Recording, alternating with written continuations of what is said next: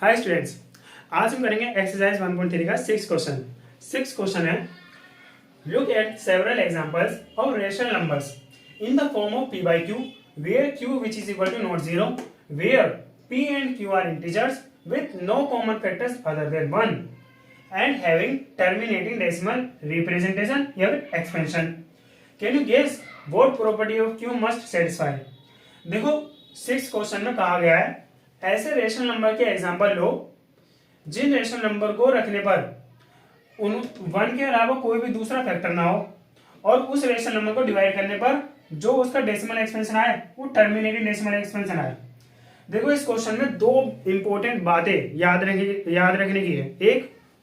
एक बात यह है कि जो भी हम रेशनल नंबर लेंगे, जो भी हमने रेशनल नंबर लिया उस रेशनल नंबर में जो भी p बाई क्यू की फॉर्म में p बाई क्यू की जगह जो भी नंबर रखेंगे उस नंबर में कॉमन फैक्टर वन के अलावा कोई दूसरा नहीं होना चाहिए। जैसे कोई भी हमने रेशनल नंबर लिया, उस रेशनल नंबर में p बाई क्यू की जगह जो भी हम नंबर रखेंगे उन नंबरों में वन के अलावा कोई भी दूसरा कॉमन फैक्टर नहीं होना चाहिए। इसके एग्जाम्पल है जैसे कि हमने रख लिया 1/2 भाई एक रेशनल नंबर तो है। अब इस रेशनल नंबर में देखो p की जगह क्या है 1, q की जगह क्या है 2 के फैक्टर्स कौन कौन से हैं भाई 1 और 2। तो ये एक ऐसा रेशनल नंबर है जिसमें 1 के अलावा कोई दूसरा कॉमन फैक्टर नहीं है, तो ये वाला एग्जांपल्स हम ले सकते हैं। लेकिन अगर हमने ले लिया, जैसे हमने ले लिया 4/2, अब देखो p की जगह क्या है 4 के फैक्टर्स क्या क्या होते हैं 1, 2 और 4। 2 के फैक्टर्स कौन कौन से होते हैं 1 और 2। तो अब ये देखो ये एक ऐसा रेशनल नंबर है जिसमें 1 के अलावा एक दूसरा और कॉमन फैक्टर है, वो क्या है 2। तो ये वाला रेशनल नंबर हम नहीं ले सकते। हालांकि ये एक रेशनल नंबर है, लेकिन इस क्वेश्चन में हमसे कहा गया है कि ऐसा रेशनल नंबर लो कि उस रेशनल नंबर का 1 के अलावा कोई दूसरा और कॉमन फैक्टर ना हो। ये तो सही था, इसमें एक ही था कॉमन फैक्टर। लेकिन जब हमने ये वाले रेशनल नंबर लिया 4/2, तो इसमें 1 के साथ साथ एक दूसरा और कॉमन फैक्टर है, वो क्या है 2। तो ये वाले रेशनल नंबर हम नहीं ले सकते इस क्वेश्चन में। एक तो बात ये है याद रखने की। दूसरी इंपॉर्टेंट बात है कि जो सा हमने रेशनल नंबर लिया है उस रेशनल नंबर को डिवाइड करने के बाद जो उस रेशनल नंबर का जो डेसिमल रिप्रेजेंटेशन आना चाहिए वो टर्मिनेटिंग डेसिमल रिप्रेजेंटेशन आना चाहिए। जैसे हमने ऊपर एग्जांपल लिया था 1/2 लिया था, ठीक है 1/2 लिया था जिसमें p की जगह क्या है 1, q की जगह क्या है 2 और इन दोनों का कॉमन फैक्टर क्या था 1। पहली कंडीशन तो सेटिस्फाई। दूसरी कंडीशन ये होनी चाहिए कि इस नंबर को डिवाइड करने के बाद जो इस रेशनल नंबर का जो डेसिमल एक्सप्रेशन आना चाहिए वो टर्मिनेटिंग डेसिमल एक्सप्रेशन आना चाहिए।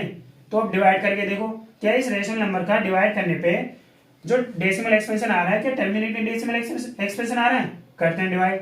जब 1/2 को डिवाइड करते हैं तो क्या आता है 0.5 और भाई 0.5 क्या है टर्मिनेटिंग डेसिमल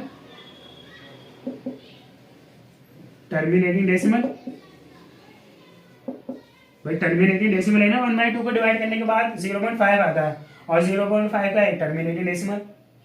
इतनी बात आई समझ में। अब देखो हम कोई और एग्जांपल ले लें, जैसे कि अगर सर हमने ले लिया 1/3। अब 1/3 देखो क्या एक ऐसा रेशनल नंबर है जो कि इन दोनों कंडीशन को सेटिस्फाई करना है। देखते हैं आइए।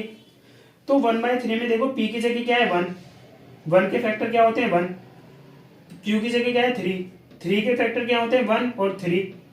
तो 1 और 3 में देखो ये जो हमने रेशनल नंबर लिया है इसमें देखो 1 के अलावा कोई दूसरा तो और कॉमन फैक्टर है नहीं, तो पहली कंडीशन क्या होगी सेटिस्फाई। लेकिन क्या इसे डिवाइड करने पर जो इस रेशनल नंबर का डेसिमल एक्सप्रेशन जो आ रहा है क्या वो एक टर्मिनेटिंग डेसिमल आ रहा है। चलो करते हैं डिवाइड। देखो जब हम 1/3 को डिवाइड करते हैं तो 0.3 बार आता है। और ये कैसा नंबर है, ये नंबर है नॉन टर्मिनेटिंग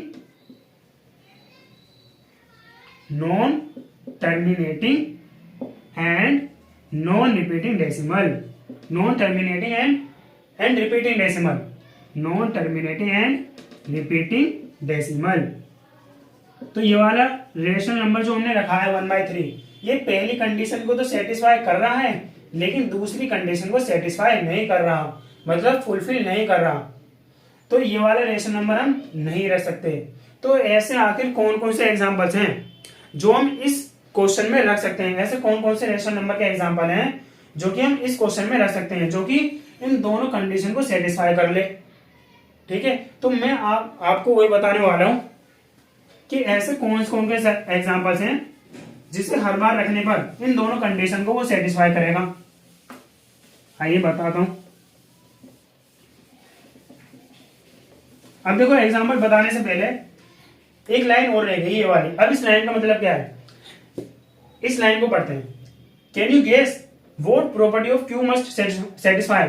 देखो इस लाइन में कहा गया है कि क्यू की जगह हम ऐसा कौन सा नंबर रखें कि उस नंबर को हर रेशनल नंबर के रखने पर, हर रेशनल नंबर में रखने पर जो आंसर जो आए वो सही आए। मतलब क्यू में हम ऐसा आखिर कौन सा नंबर रखें जो कि हर बार वही नंबर रखने पर इन दोनों कंडीशन को सेटिस्फाई करे, इन दोनों कंडीशन को सेटिस्फाई करे।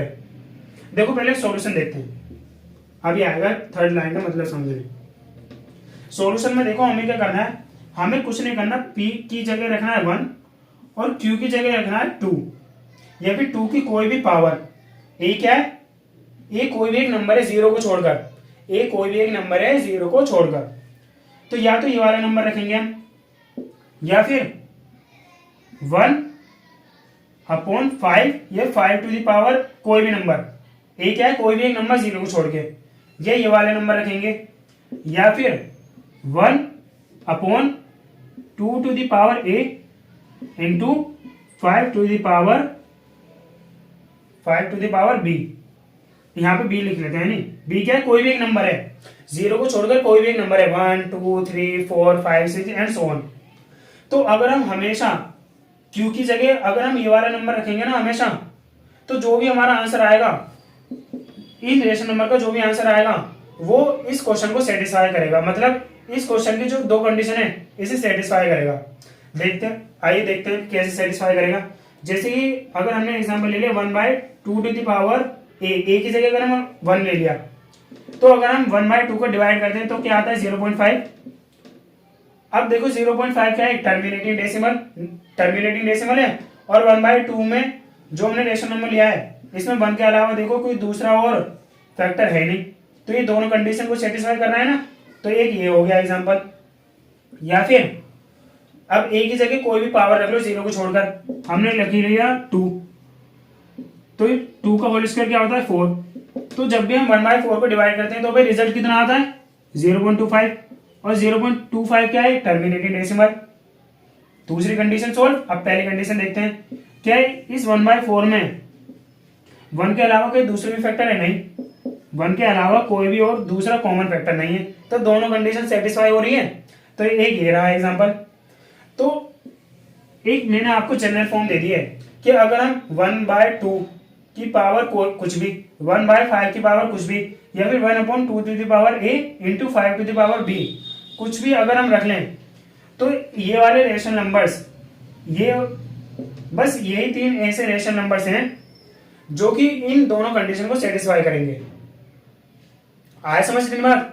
अब देखो कुछ बच्चों को डाउट यहाँ पे ये आ रहा होगा कि सर 1 की जगह कुछ और नंबर नहीं ले सकते। देखो ले सकते हैं, लेकिन फिर आपको उसमें देखना पड़ेगा कि जैसे कि अगर हमने 1 के अलावा 3 ले लिया, अब 3 बाय हमने क्या कर लिया, नीचे 2 की पावर a रखनी है हमेशा, नीचे हमेशा क्या रखनी है 2 टू द पावर a, या फिर 2 रखना है, खाली 2 रख लिया। अब इसमें देखो कॉमन फैक्टर क्या है, 3 के फैक्टर देखो पहले, 3 के फैक्टर क्या है 1 और 3, 2 के फैक्टर क्या है 1 और 2। अब देखो इसमें कॉमन फैक्टर क्या आ रहा है 1, तो ये है, पहली कंडीशन हो गई फुलफिल। दूसरी कंडीशन देखो, दूसरी कंडीशन में क्या होना चाहिए, दूसरी कंडीशन में होना चाहिए कि इसे डिवाइड करने के बाद, इस रेशनल नंबर को डिवाइड करने के बाद टर्मिनेटिंग डेसिमल होना चाहिए। जब डिवाइड करेंगे कितना आ गया 1.5, तो क्या आ गया टर्मिनेटिंग डेसिमल। लो एक ये हो गया 3। आपको क्या करना है, बस हमेशा इस क्वेश्चन को सोल्व करने पे, इस क्वेश्चन को सोल्व करने के लिए ऊपर 1 लेना है और नीचे 2 टू द पावर a, या फिर खाली 2, या फिर 5 टू द पावर b, या फिर सिर्फ b, या फिर सिर्फ 5, या फिर 1/2 to the power a into 5 to the power b। ये इन्हीं नंबर से कई सारे नंबर निकल जाएंगे। ठीक है, तो ये है इस क्वेश्चन को सोल्व करने का तरीका।